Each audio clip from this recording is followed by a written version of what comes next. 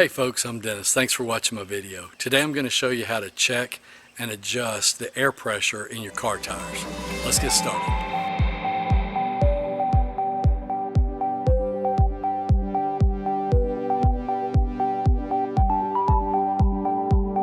Now the first thing you're going to do is you're going to check to see what the air pressure in the tires for your vehicle should be. Every vehicle on the inside of the driver's side door, either on the back side of the door where the latch is or on the door jamb, there will be a sticker, and that sticker will give you various information about your car. Some of them are two stickers like this one, but what they'll do is they'll tell you what your tire sizes are and what the pressure is.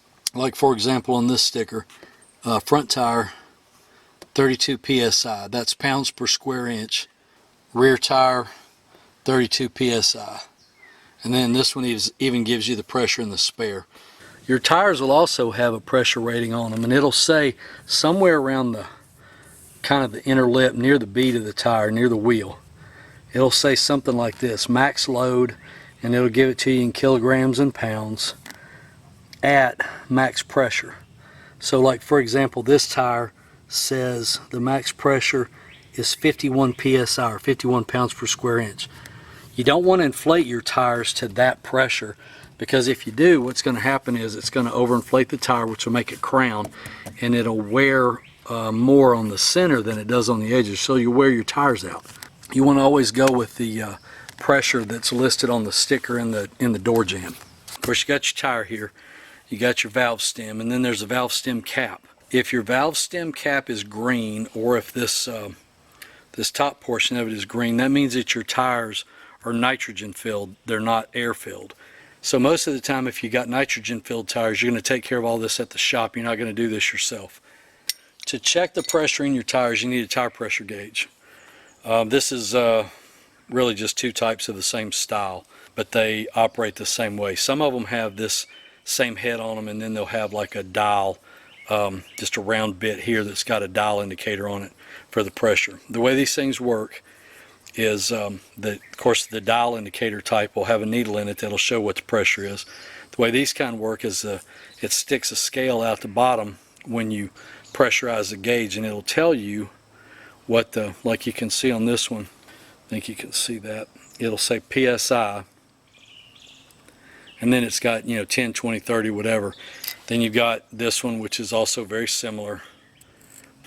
It starts at 8 and then it goes up a 1 each graduation. These pressure gauges, you take this center part and press it up onto the needle valve in the valve stem to let air pressure go in here, and then tell you how much pressure you've got.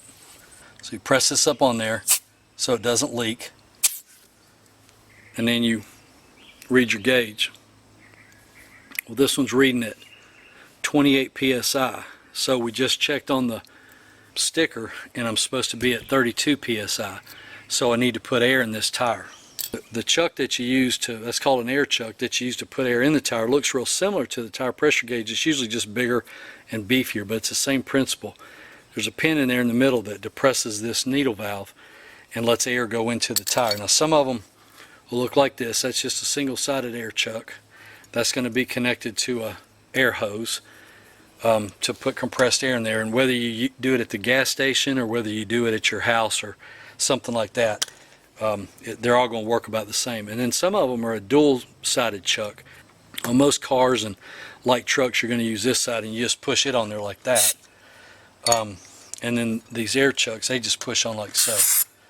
You just put a little bit of air in, take your gauge, check the pressure again, see if it's enough. If you overfill it and you get a little bit too much pressure in it, don't leave it overinflated, because that'll wear your tires badly. On the back side of these air pressure gauges, there's a little nib, and what that nib is for is to press this needle valve to let air out. So you can let a little bit out, check it again, make sure it's right, and basically you just add and subtract until you get it to the right setting. The other kind that you will run into on occasion is something like this. A lot of the gas station kind of pay for air ones have something similar to this. A lot of times they'll be all brass, but it's the same concept. It'll have a dual chuck on the end, usually on a flexible line. It'll have a thumb lever or a trigger that'll release the air, and then on the side there'll be a relief button, or sometimes underneath, that'll let pressure off in case you overfill your tire. But the way it works is when you push this onto your valve stem, and then when you put air in the tire and you let off the lever, a scale will pop out like so, and it'll read the pressure in the tire. So you can kind of monitor it as you go. You put a little bit of air in, you let it out, see what the pressure is. If it's not enough, you put a little bit more air in, let it off, it pops out. Then if you get too much, you just press on the relief button and that'll let some pressure out, and then you can get it right. So I'm going to show you how to do that since this tire needs air. Just push this chuck onto the valve stem like so, and you're going to automatically get a reading on this scale because there's pressure on it. So it's showing me the same thing. It's showing 28 psi. So then what I'm going to do is I'm going to push the lever in, put a little bit of air in the tire. You can probably hear it going in. I'll let off and check my pressure. So I went too high. I'm at 36 psi. So I'm going to let a little bit out until I'm right on 32. There, so now I've got it exactly at 32, and I'm good to go. So then you just put your valve stem back on. The other thing I need to mention to you is just always check your tire pressure when your tires are cold. If you've just driven home or you've just stopped somewhere and you know that your tires are really warm from the road, you need to let them cool off a little bit before you check it. You can get close if they're warm, but generally the pressure is going to read a little bit higher. Once the tire heats up, the air in the tire expands and it increases the pressure slightly. So it's always better if you check and set your tire pressure when the tires are cold, or at least not terribly hot. So that's it. Thanks for watching my video. I appreciate it. If you have any questions or comments that I can help you with, please leave a comment below. If you would, like my video by clicking the thumbs up button below, and subscribe to my channel, and check out some of my other videos. Thanks for watching. I really appreciate it, and hope to see you back soon.